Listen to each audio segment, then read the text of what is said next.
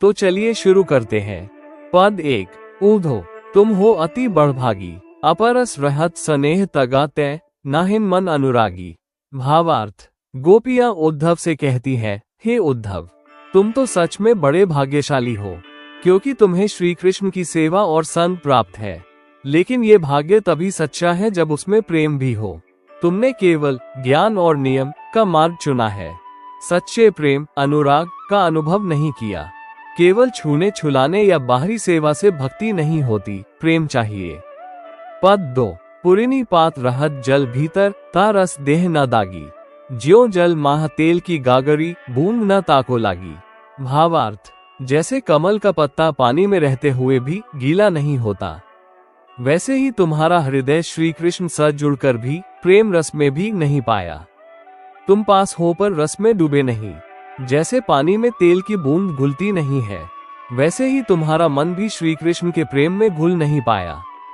तुम्हारा ज्ञान मार्ग प्रेम मार्ग से अलग है। पद 3।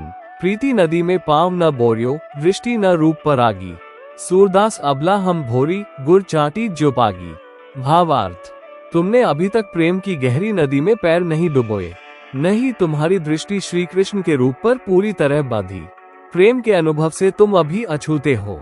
गोपियां कहती हैं, हम तो भोली भाली और साधारण स्त्रियां हैं, लेकिन हमारा प्रेम ऐसा है जैसे चींटी गुड़ से चिपक जाती है।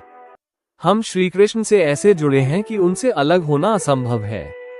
पद 4। मन की मन ही मांझ रही, कहिए जाए कौन पै ऊधो, ना ही परत कही।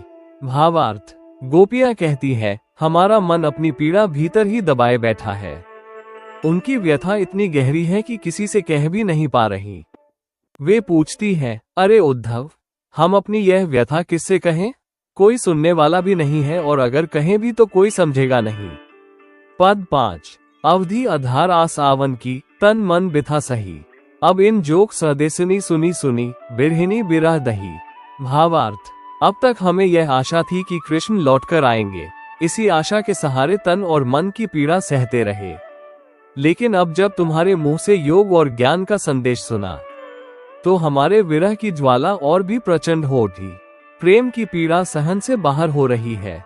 पद 6। चाहती होती गुहारी जित ही तय, उठ तय धार बही, सूरदास अब धीर धर ही क्यों, मर्यादा न लही। भावार्थ, हम तो यहाँ आए थे कि अपने